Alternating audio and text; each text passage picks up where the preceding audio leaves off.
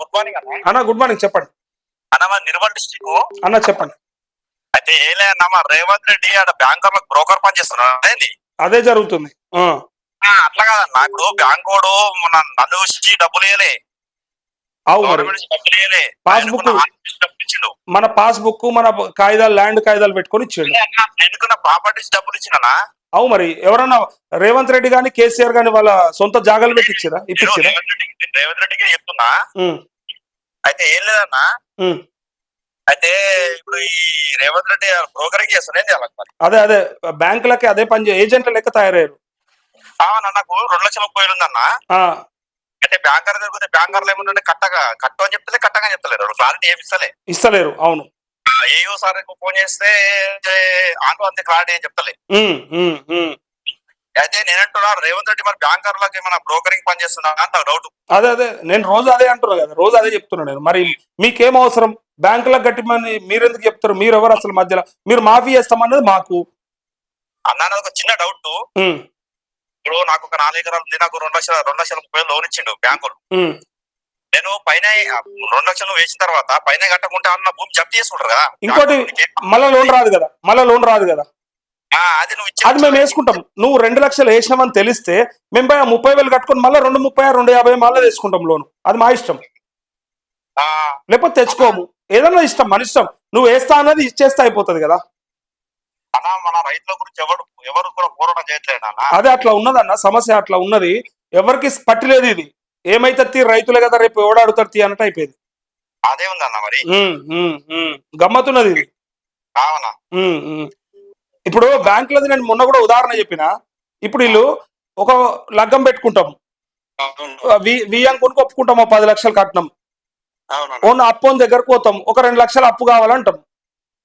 ఈ 2 లక్షలు నువ్వు ఆయనకు మిగతా 8 ఇచ్చినాక 2 ఇస్తా అంటాడా, లేకపోతే ఈయన 2 ఇచ్చి నువ్వు ఎటన్నా నీ వియ్యంకుని బతిలాడుకో అంటాడా? మనం కాలు మొక్తామో, మనం కడుపుల తలకాయ పడతామా, కాలు మొక్తామో మన ఇష్టం కదా. ఆ బావ ఇప్పుడు లేవే మళ్ళొక సంవత్సరం ఇస్తా, పంట మీద ఇస్తా అని చెప్పి 2 లక్షలు ఆపుకొని ఇసుకుంటాం కదా. అప్పిచ్చేటోడు మనకు మాఫీ చేసేటోడు గాకొర్రి ఎందుకు పెట్టాలి? అది ఇంకో డౌట్ అన్నా. ఈ రేవంత్ రెడ్డి జనాలతో ఆడుకుంటున్నా తెలుసా, రైతుల్ని చాలా చాలా చాలా బాధ పెడుతున్నా, ప్రజలు ఇబ్బంది గురి చేస్తున్నా. నాకైతే చాలా బాధ వేస్తుందన్నా. అదే ఉంది. ఇప్పుడు పెట్టుబడి పెట్టడానికి పైసలు లేవన్నా. ఇప్పుడు ప్రజెంట్ లేవాలా, ఏడికలు కట్టాలా, అది ఇచ్చే క్లారిటీ లేదు, నువ్వు గైడ్ లైన్స్ లేవు. అదే అన్న, నువ్వు ఖచ్చితంగా నేనే పోరాటం చేయన్నా.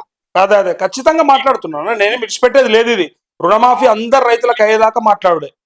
ఖచ్చితంగా మీరు పోరాటం చేయండి. మీకు మాత్రం ఫుల్ సపోర్ట్ అన్నా నేను. తప్పకుండా. ఇందాక కూడా నాకు ఇంకో ఉదాహరణ కూడా యాదికి వచ్చింది. ఒక ఆయన అన్నదానం పెడతా అని చెప్పిండు. మనము అన్నదానం అనుకుంటే మనమేమనుకుంటాం, వాడు పెడితే అన్నం పెడతాడు, పప్పు కూర చారు పెడతాడని నమ్మకంతో పోతాం. పోగానే మనిషికి మన గిన్నెల ఇంత అన్నం పెట్టి గిదే అన్నదానం అన్నాడు అనుకో, మనం ఏమంటామని? కూర నువ్వు తెచ్చుకో, చారు నువ్వు తెచ్చుకో అని చెప్పిండు. అట్లా అన్నదానం అంటే అన్నేస్తాయి అనుకుంటాం కదా. అదే అల్లడి మూరుకు అంటామన్నా, అన్నదానం పిలిచినోడు మూరుకుడే.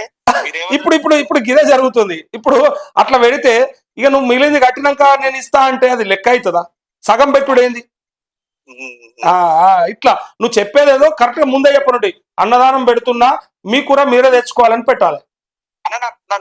ఫస్ట్ క్వశ్చన్ డౌట్ అన్న, ఫస్ట్ డౌట్ క్వశ్చన్ ఒకటి, నీకు రుణమాఫీ మేము అడగాలి, నీకు రైతు భరోసా అడగాలి, 6 గ్యారెంటీ మేము అడగాలి.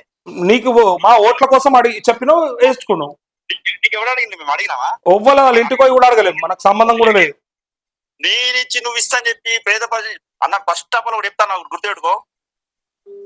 పేద ప్రజల్ని ఎప్పుడు ఇబ్బంది గురి చేయదన్న, నా దృష్టిలో అది గురి చేస్తే చూస్తారు. దానికి ఏం జరుగుతుంది, దాని పరిణామాలు అనేది ఎదురు చూస్తారు. ఏం చేస్తారు? ఇప్పుడు పేద ప్రజల్ని చాలా మంది గురవుతున్నా తెలుసా. అవును. ఇందులో చాలా మంది సన్నకారు చిన్నకారు రైతులే బాధపడేది. బగ్గ డబ్బులు ఉన్నాడు, 10 ఎకరాలు ఉన్నోడికి ఏం బాధ ఇంట్లో? అదే చాలా ఇబ్బంది గురవుతున్నా. 1 ఎకరం 2 ఎకరాలు 40,000 50,000 లక్ష లోపల అప్పు ఉన్నోళ్ళకి కాకపోతే ఎట్లనాయా అసలు? అన్న వడ్డీకి అడగడానికి పోతే 10% అడుగుతున్నా నా డబ్బులు తెలుసా. అదే అవుతుంది. నేనేమంటున్నా, ప్రభుత్వాలు అన్ని రైతులను ముంచుతూనే ఉన్నాయి. సో నేనేం అడుగుతున్నా అంటే, ప్రభుత్వం ఎవరన్నా ఉండని, ఏ పార్టీ అన్నా అధికారంలో ఉండని మనకు సంబంధం లేదు. రైతుల కోసం ఆలోచన చేస్తే చాలు మనకు, గంతే.